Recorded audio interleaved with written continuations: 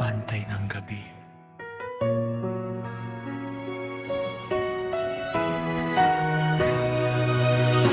Bantay ng gabi, tapat na nanunungkulan, nagtiis ng lamig para sa pamilyang minamahal. Hindi naghangad ng yaman na lumilipas, kundi ang kalooban ng Diyos ang nasa puso.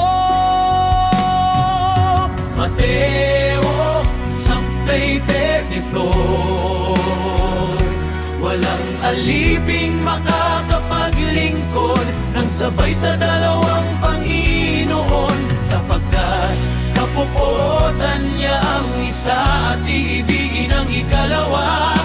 Paglilingkuran ng tapat ang isa at hahamakin ang ikalawa.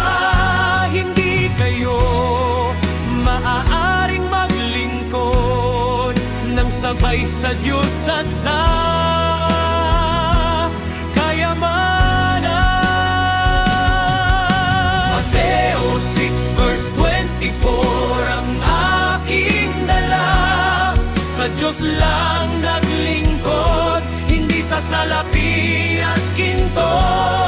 Ang makikita ang anak, pangarap ay matatupad.